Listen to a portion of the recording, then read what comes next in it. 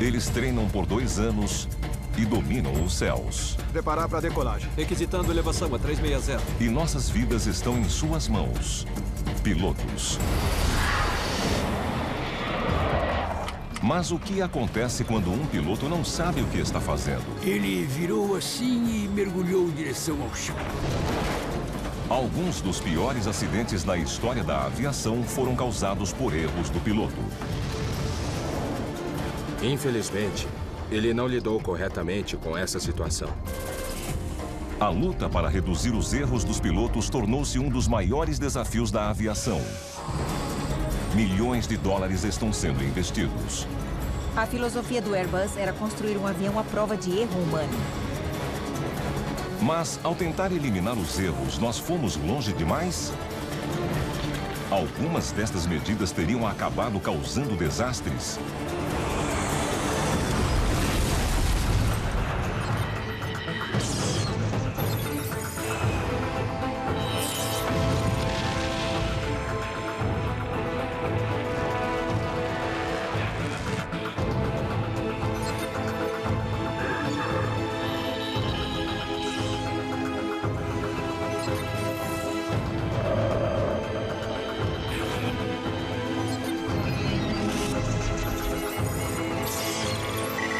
Catástrofes aéreas. Erro humano.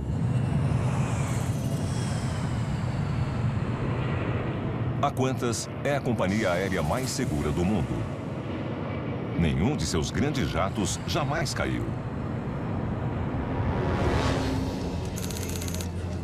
Mas em outubro de 2008, esta reputação é colocada em risco.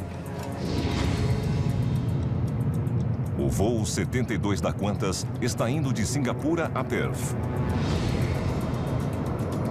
É um Airbus A330, uma das aeronaves mais modernas do mundo. Nos controles, a tripulação conta com a mais nova tecnologia projetada para tornar o voo mais seguro.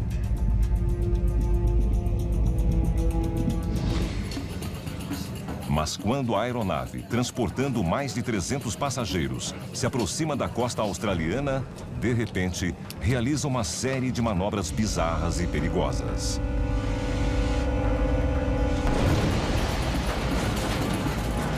Primeiro, ela sobe 60 metros. E com a mesma rapidez, cai 200 metros. O que o avião está fazendo? O que é isso? Entre os passageiros, o caos é total. Na cabine de comando, os pilotos não fazem ideia do que está acontecendo.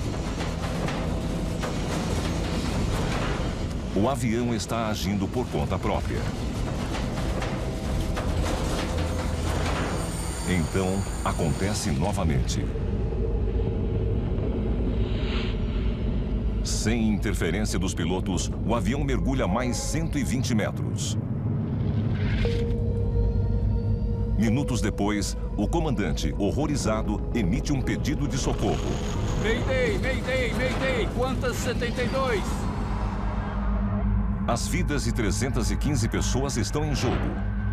O piloto conseguirá contornar a situação? A ironia é que todo incidente se deve a um sistema de voo controlado por computador, projetado para eliminar uma causa comum de acidentes aéreos, o erro humano. 8 de janeiro de 1989.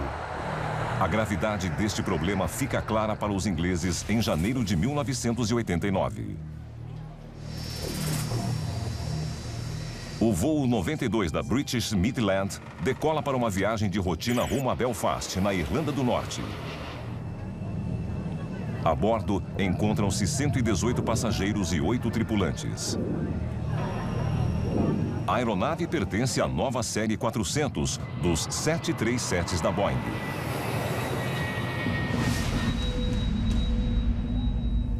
No comando está o capitão Kevin Hunt, de 43 anos, um dos pilotos mais experientes da British Midland.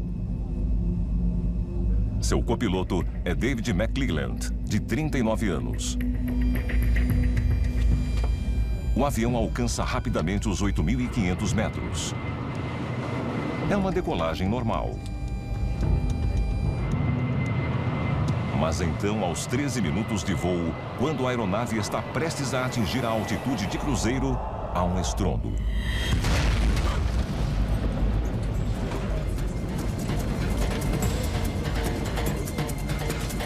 O barulho deixa os passageiros alarmados. Todos olham ao redor em busca de uma explicação. Hunt e McClelland suspeitam imediatamente da explosão de uma das duas turbinas do avião. O gravador de voz da cabine registra Hunt perguntando qual das duas turbinas foi danificada. Qual foi? Qual foi? Sua primeira reação é recorrer aos instrumentos da aeronave. Mas os instrumentos que podem lhe dizer se um dos motores está com defeito, os chamados medidores de vibração, eram notoriamente imprecisos nos 737s da época. Os pilotos não confiam neles. Então, quando a cabine de comando é invadida por fumaça, McClelland recorre ao seu conhecimento geral da aeronave. Ele presume que a fumaça está vindo do sistema de ar-condicionado do avião, que nos 737s é alimentado pela turbina direita. O gravador registra McClelland tomando uma decisão clara. É a direita, com certeza é a direita. Desligando a direita. Hunt desliga imediatamente a turbina direita. O barulho e a vibração acabam. Você ouviu? Ouvi. Veio desse lado. A calma retorna à cabine. Os passageiros relaxam. Mas minutos depois, há um estrondo ainda mais alto.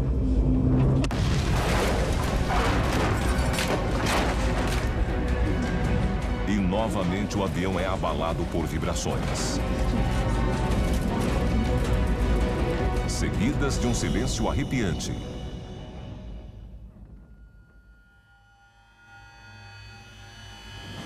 A segunda turbina, a da esquerda, acaba de falhar. O voo 92 está totalmente sem energia. Segundos depois, a aeronave de 400 toneladas se choca contra o solo. An airliner with 118 passengers on board has crashed on the M1 motorway in Leicestershire. No aeroporto de Belfast, o destino do voo, parentes ansiosos aguardam um avião que nunca chegará.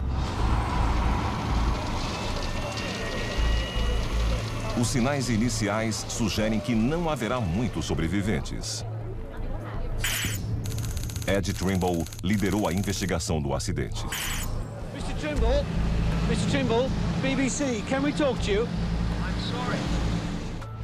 A maioria dos investigadores teria dito que a chance de muitas pessoas terem sobrevivido era baixa. O avião estava a mais de 180 por hora na aproximação. E o movimento cessou de forma abrupta, então era de se esperar que a força G tenha sido considerável. Incrivelmente, apenas 47 passageiros morreram. 71 sobrevivem. We were down on the ground with a crash. All the lights were out, and we seemed to be at an angle of about 45 at the vertical.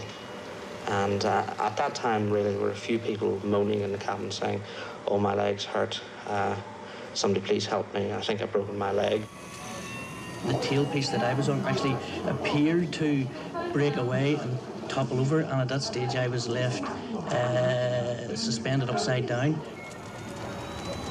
Os sobreviventes são levados a hospitais da região.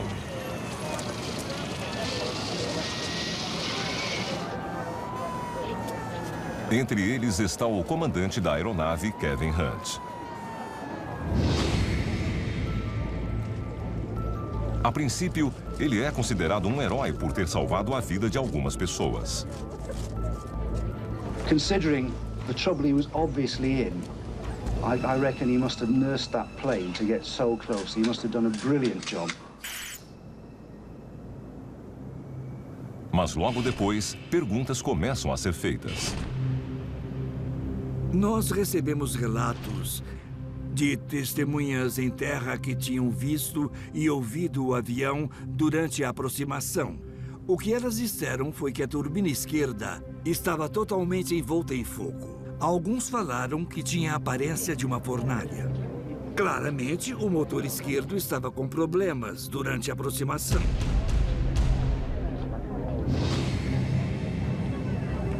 O fogo na turbina esquerda teria sido o primeiro barulho que os passageiros ouviram. Mas isso não devia ter sido fatal. Um bimotor pode voar tranquilamente com apenas uma turbina. Claramente, isso não aconteceu. Então a questão era: o que houve com o motor direito? O motor direito é minuciosamente inspecionado. Lentamente, uma verdade horrível se revela. A inspeção técnica do motor direito revelou que não existia nenhum problema com aquela turbina antes do impacto. É a direita, com certeza é a direita. Desligando a direita. E a turbina direita foi a desligada pela tripulação.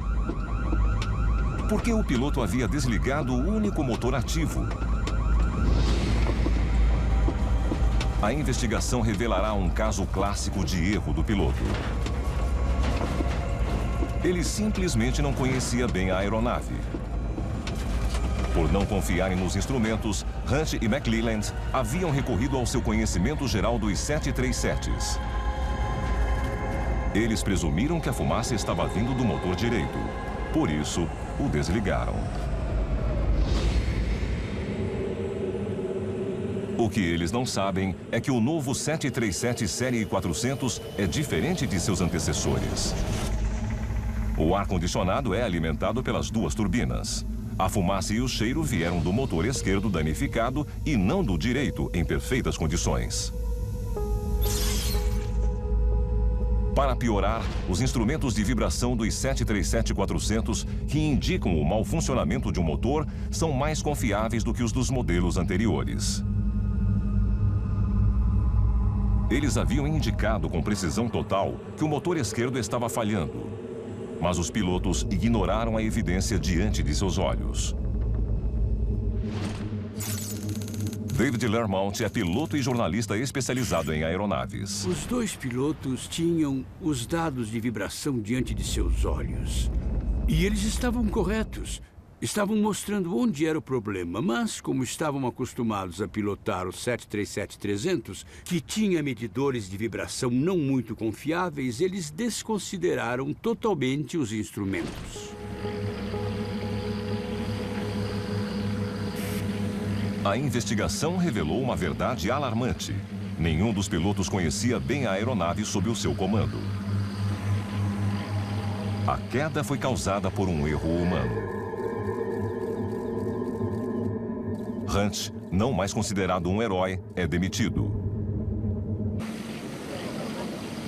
Hunt e McClelland não tinham quase nenhuma prática com o novo Boeing 737-400. A companhia aérea presumiu que, como eles tinham experiência com o 737-300, só precisavam do que chamam de um curso de diferenças para pilotar o 400. Este acidente em Kegworth é um alerta claro. Os pilotos precisam de uma reciclagem sistemática para evitar novos casos de erro humano. As agências regulatórias e as companhias aéreas reconheceram que, se houvesse alguma diferença no equipamento da cabine de comando, ainda que fosse no mesmo modelo com apenas uma variação, há necessidade de treinamento.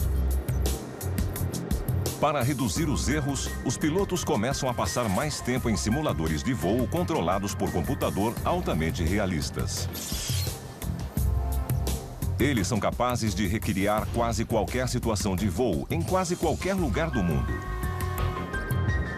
Os pilotos são capazes de aprender com rapidez e eficiência sobre diferentes aeronaves. Apesar das novas oportunidades de treinamento, Midland 1, tivemos um colapso no trem de pouso. A indústria aeronáutica não absorve totalmente as lições de Kegworth.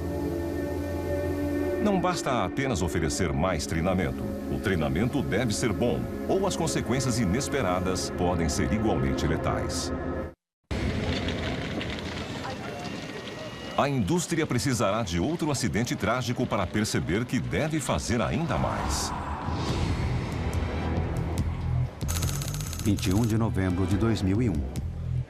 Em novembro de 2001, um voo da American Airlines decola do aeroporto JFK em Nova York. O destino do voo 587 é a República Dominicana. A bordo, muitos dos passageiros vão visitar parentes e amigos. Mas quase imediatamente após a decolagem, algo dá errado. Patrick Chuhig é um padre católico local. Eu vi o avião passando. Eu me lembro de ter achado que ele estava voando um pouco baixo. Ele virou assim e mergulhou em direção ao chão. Então eu pensei, meu Deus, deve ser um problema muito sério. E eu me lembro de ter pensado em como o avião parecia lindo em seus últimos segundos de vida, porque a luz do sol estava batendo diretamente no avião antes dele cair no chão.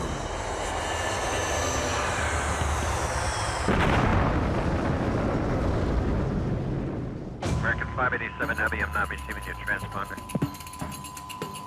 American 587 Heavy, New York. American 587 Heavy, New York. –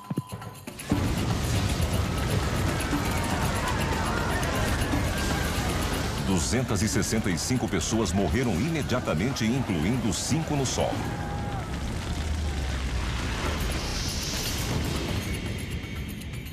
Christine Negroni é uma jornalista que já escreveu muito sobre a indústria aeronáutica. Foi um evento traumático, porque aconteceu só 2 meses depois de 11 de setembro. Então, houve preocupações imediatas, relatos de testemunhas de que o avião tinha sido vítima de um atentado terrorista. Por que um avião cairia do céu de repente e explodiria no chão? Então, o que eu ouvia as pessoas dizendo era: nossa, devia ter outra bomba nesse avião.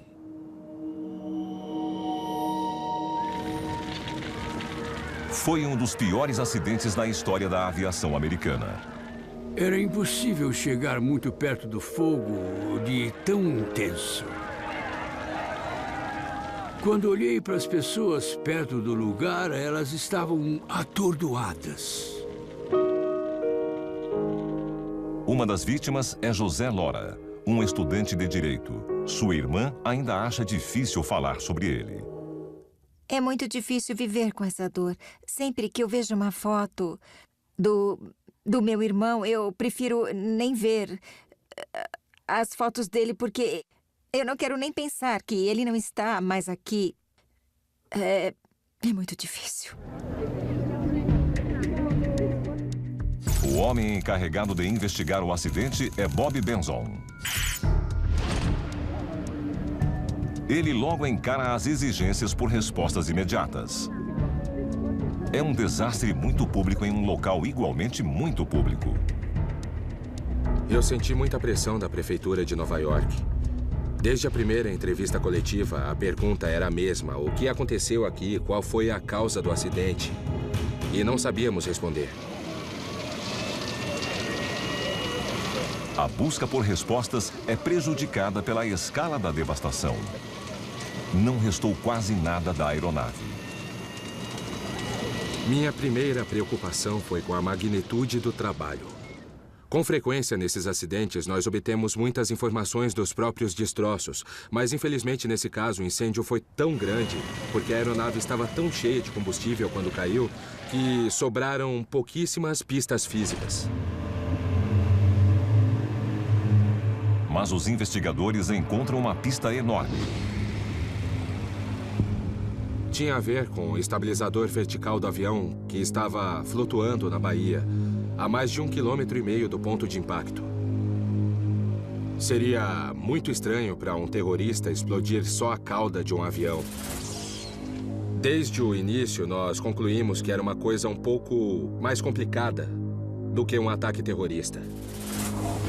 It is the case that the National Transportation Safety Board is the lead agency because all information we have currently is that this is an accident. Mas se foi um acidente, o que o causou?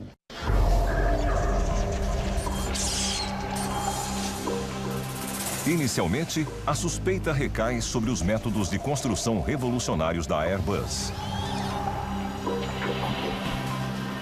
Grandes partes da aeronave são feitas com um novo material conhecido como composto de fibra de carbono. Os materiais compostos são o caminho do futuro. São fortes e, acima de tudo, leves. E, na indústria aeronáutica, leveza é igual a dinheiro. Alguns dos componentes com este tipo de fibra de carbono são a cauda da aeronave e seus pontos de ligação. Teria ocorrido uma falha gigantesca neste novo e revolucionário material? As implicações são terríveis. Os alarmes soaram.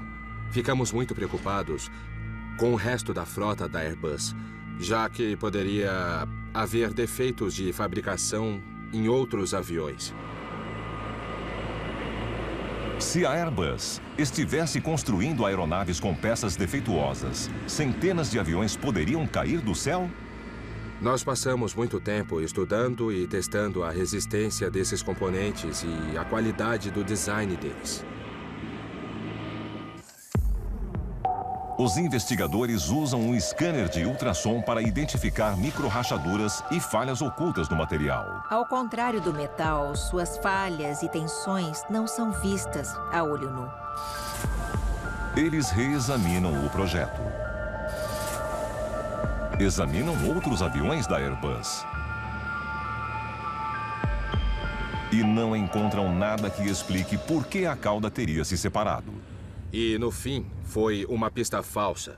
O projeto era mais resistente do que as normas exigiam. Mas, se não é uma falha estrutural, por que a cauda da aeronave havia caído? Em busca de outras pistas, a equipe de Benson recria os últimos minutos da aeronave. As atenções logo se voltam para o copiloto da aeronave, Stan Mollin, de 34 anos. Filho de um piloto comercial, Mollin voava há 10 anos, sempre na American Airlines. American 587 Heavy, Kennedy ground, runway 31 left for departure. Taxi left on Bravo, hold short of Juliet. Naquele dia, enquanto o voo 587 se prepara para decolar, Mollin está no comando. Left Bravo, short Juliet, American 587 Heavy. Em sua frente, há um voo da Japanese Airlines. Quando a aeronave decola, suas turbinas geram poderosos vórtices de vento. Estes vórtices são causados pela esteira de turbulência. Os vórtices da esteira são mini tornados muito poderosos, criados quando uma aeronave voa pelo céu. Surge um em cada ponta da asa. Estes vórtices podem causar turbulências graves. Se, por exemplo, um avião pequeno tentar seguir de perto um avião grande, o menor poderia sofrer danos estruturais. O efeito de entrar numa esteira de turbulência seria comparável a cair numa batedeira.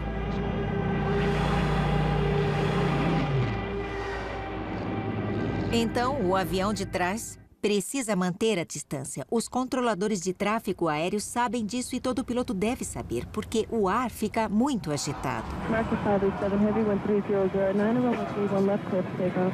Clear for takeoff, 31 left, American 587 Heavy. Mas um fenômeno tão comum quanto a esteira de turbulência poderia ter afetado o voo 587? American 587 Heavy, fall. No Comitê Nacional de Segurança dos Transportes, a equipe de Benson continua em busca de respostas. Eles procuram evidências na castigada caixa preta do avião. E transformam os dados numéricos em uma ilustração do que aconteceu. Gradualmente, eles reproduzem os minutos finais do voo 587 e tudo se resume a um erro do piloto. O gravador da cabine capta a voz do comandante. Um pouco de esteira de turbulência, não? Molin responde. É.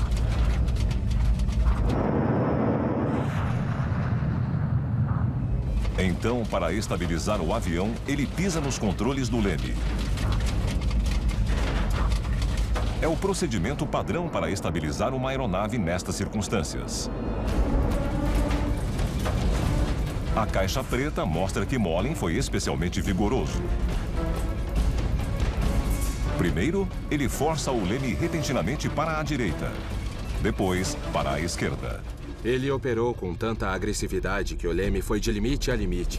Ou seja, o máximo para a direita e o máximo para a esquerda que ele podia ir. 4 vezes em 7 segundos e meio de um lado para o outro. Bam, bam, bam, bam. O movimento rápido gera um estresse enorme sobre a estrutura da aeronave.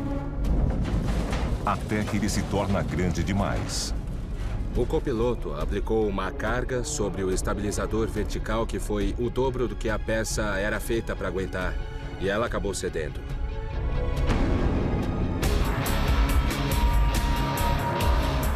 Os pontos de ligação se rompem. A cauda é arrancada.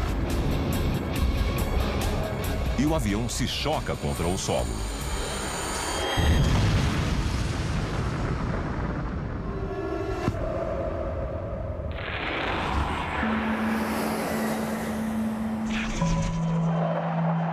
Mas como um piloto pode ser capaz de quebrar um avião simplesmente? A investigação revela que a Airbus emitiu alertas específicos sobre a reversão violenta do leme.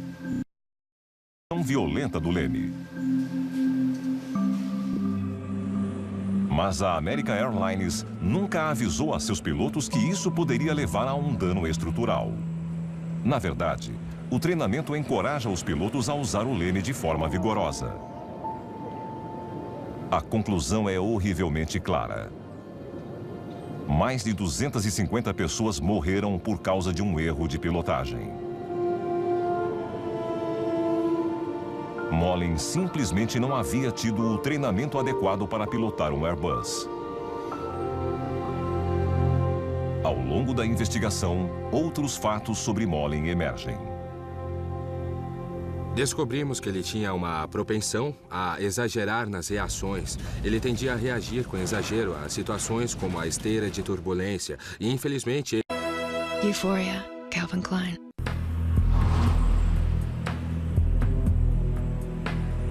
Para muitos observadores leigos, há outra questão. Por que, em um aeroporto movimentado como o JFK, onde a esteira de turbulência é um problema rotineiro, um piloto inexperiente, conhecido por reagir com exagero, foi o responsável pela decolagem? É uma história que remonta ironicamente a uma tentativa anterior de reduzir os erros de pilotagem. 18 de junho de 1972. Heathrow, Londres, 1972. Os pilotos da então chamada British European Airways estão no meio de uma acirrada e polêmica disputa salarial. Os pilotos novatos planejam uma greve. Mas muitos dos pilotos mais velhos se opõem com veemência à ideia. Um deles é o capitão Stanley Key, há 4 anos de sua aposentadoria e determinado a não criar confusão. Naquela tarde, Key tem uma discussão furiosa com um piloto mais jovem e militante. Para o Stanley Key, as greves eram um abandono do dever. Você tinha uma tarefa a cumprir e a única coisa que não podia fazer era fracassar nessa tarefa. E ela consistia em realizar o seu trabalho de um jeito ou de outro. Várias horas após a briga, Key é escalado para um voo de rotina rumo a Bruxelas.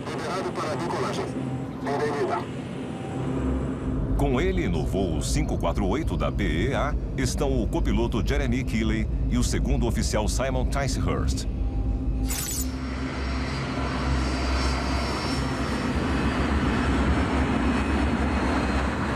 Quando a aeronave deixa o Heathrow, Key, nos controles, ainda estaria furioso com a discussão.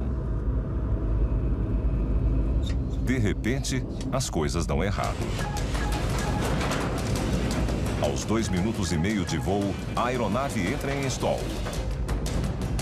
Ela voa abaixo sobre Staines, uma cidade densamente povoada nos arredores de Londres. Segundos depois, ela se choca contra o solo.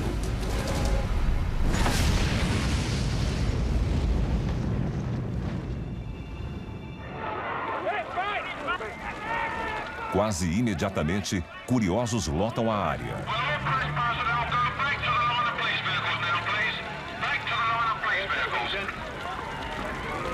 Todas as 118 pessoas a bordo morrem.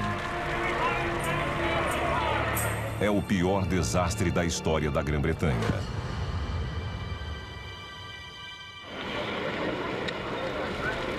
Em poucas horas, investigadores de desastres aéreos chegam ao local. Ao revirar os destroços, eles encontram algo intrigante. The flight recorder we took away last night rather suggests that something went wrong with the leading edge droop around about 1,800 feet. Droops são flaps na parte frontal das asas de um jato, que se estendem para oferecer maior sustentação a baixas velocidades. Um Trident deve atingir os 900 metros e estar voando a 415 km por hora para que os droops sejam recolhidos em segurança.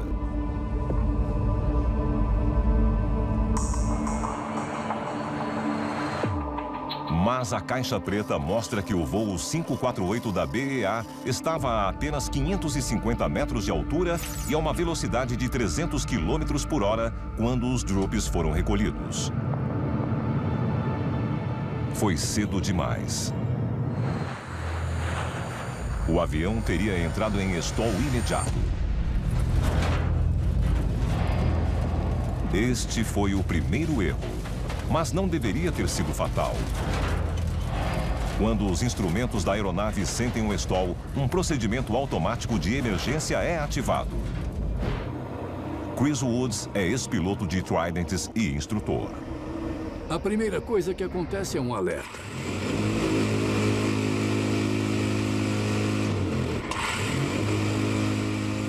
Ele chacoalha a coluna de controle e basicamente diz ao comandante: você está voando muito devagar, empurre o manche para frente e abaixe o nariz da aeronave para ganhar velocidade. Se mesmo assim o piloto não reagir, um segundo procedimento de emergência entra em ação. Uma haste empurra o manche até o final e o segura lá até que a velocidade seja recuperada. O avião mergulha. A velocidade aumenta e o stall é evitado.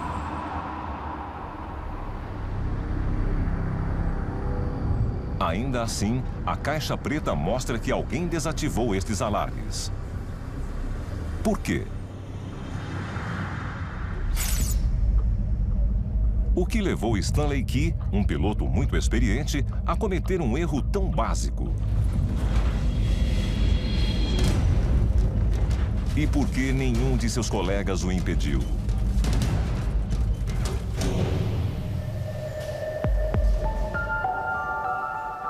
Os investigadores examinam várias possibilidades. Uma necropsia revela que Key tinha problemas cardíacos. Ele nunca contou para ninguém, mas tinha.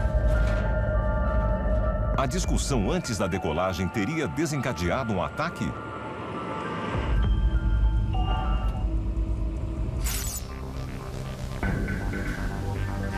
Uma pista ainda mais surpreendente vem de um pedaço dos destroços do avião. É a mesa da cabine de comando de um piloto júnior. Ela está coberta de mensagens contra Key. Uma delas diz: Key tem que ir. Para onde? Por água abaixo. Outra sugere: quando Stanley Key morrer, quem será o representante de Deus na BEA? Seria uma pista sobre o problema real? A briga a respeito da greve teria tornado o relacionamento de Key com sua jovem tripulação tão desgastado que eles simplesmente não estavam conversando?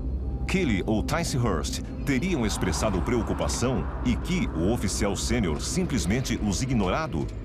Na hierarquia daquela cabine de comando, era muito mais difícil contestar o comandante do que é hoje em dia. Nunca saberemos se esta é a verdade. Mas o relatório do inquérito resulta em mudanças importantes criadas para reduzir erros de pilotagem futuros.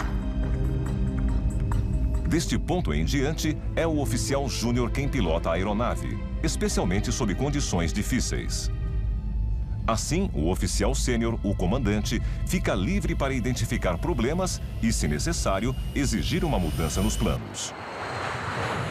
E é por isso que quase 30 anos depois, quando o voo 587 da American Airlines decola de Nova York, ninguém questiona o fato de Stan Mollin, o oficial... A partir das 9h30, só no Discovery.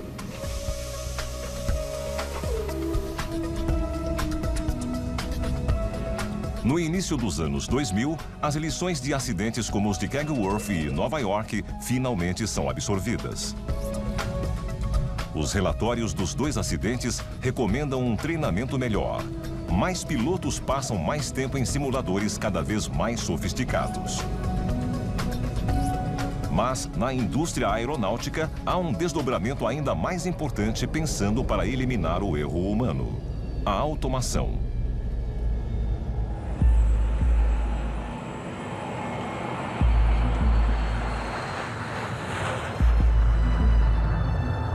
A líder neste campo é a fabricante europeia de aeronaves Airbus. Em meados dos anos 1990, a Airbus lança a nova série A330. É uma das primeiras aeronaves a fazer uso extensivo das novas tecnologias digitais. Ela é tão inteligente que praticamente voa sozinha. A filosofia do Airbus era construir um avião à prova de erro humano, capaz de proteger o avião das decisões erradas dos pilotos. E foi exatamente o que eles fizeram. Martin Alder é piloto de Airbus. Eu tenho um controle simples e não um manche. Parece um joystick de videogame. O controle é como um mouse de computador e recebe instruções do piloto. Mas o piloto automático da aeronave também recebe dados de diversas outras fontes espalhadas pelo avião. Os computadores recebem informações sobre velocidade, altitude e centro de gravidade do avião. E elas são adicionadas ou subtraídas para garantir que as ordens enviadas aos mecanismos de controle na ponta das asas sejam exatamente necessárias para cumprir a tarefa. Isso significa que os controles são sempre ajustados para oferecer eficiência máxima. O voo passa a depender bem menos da habilidade do piloto. Hoje, com o fly-by-wire digital, mesmo diante de uma adversidade comum, eu não me preocuparia. E o mais importante, o programa é capaz de ignorar o piloto caso ele cometa um erro. Ele limita os ângulos de inclinação que o piloto pode aplicar, limita até onde o nariz do avião pode subir e até onde ele pode descer, para impedir que o piloto acelere demais e danifique o avião, faça manobras abruptas e danifique o avião, ou voe muito devagar e perca o controle do avião. O avião não deixa os pilotos fazerem nada que possa causar um acidente. Com exceção da decolagem, que ainda não pode ser totalmente automatizada, o piloto não precisa fazer praticamente nada, além de observar os displays de cristal líquido ultramodernos. O erro do piloto é praticamente eliminado. O voo se torna bem mais seguro. Em teoria.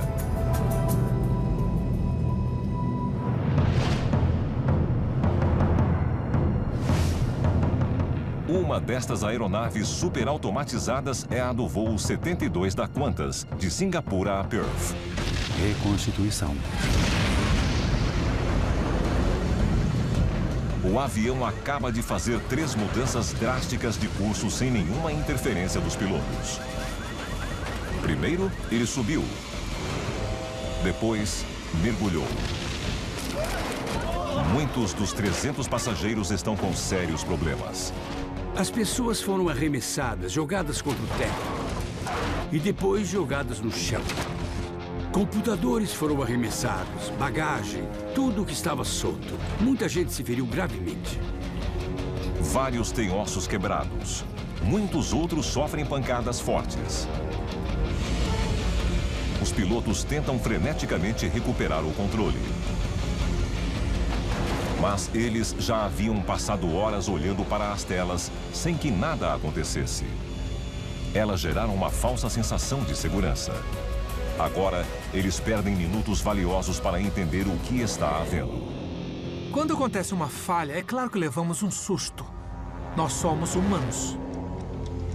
Então temos que começar a absorver a informação e decidir a partir disso qual é a reação adequada. Quando ocorre um problema eletrônico ou de computador em uma cabine automatizada, o que a maioria dos pilotos diz é: o que o avião está fazendo agora? O que o avião está fazendo? O que é isso?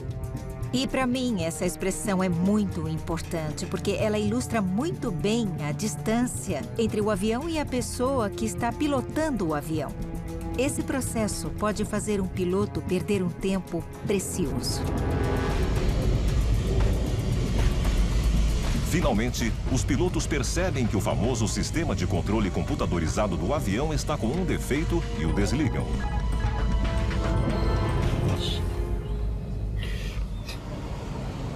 Oh, meu Deus! 40 minutos depois, o avião faz uma aterrissagem de emergência no estado da Austrália Ocidental. Todos sobrevivem, mas por pouco. 53 pessoas são hospitalizadas com lesões que vão de fraturas a danos na coluna. Está doendo. Respire fundo. Respire pelo nariz. Como este voo se transformou em um pesadelo?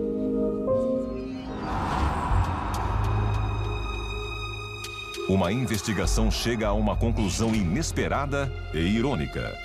O próprio sistema criado para reduzir os erros de pilotagem causou o problema.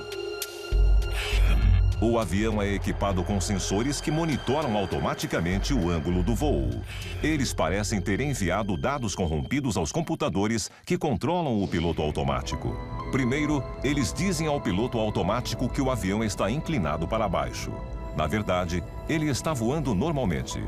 É como qualquer computador. Se você der um comando errado, ele vai presumir que é correto e começa a agir de acordo. O piloto automático, achando que a aeronave está descendo rápido demais, ordena uma subida. Os computadores foram informados de que a altitude do avião estava variando. Mas não estava. E eles tentaram corrigi-la. Segundos depois, os sensores mudam de ideia e mandam o piloto automático descer. Então, os computadores em si não estavam errados, mas os sensores estavam. Os pilotos ficaram sem opção, a não ser desligar o piloto automático.